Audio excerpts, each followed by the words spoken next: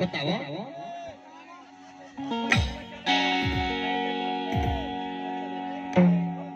अरे पगली, ये दो दिन की जिंदगी है। अरे जान, अरे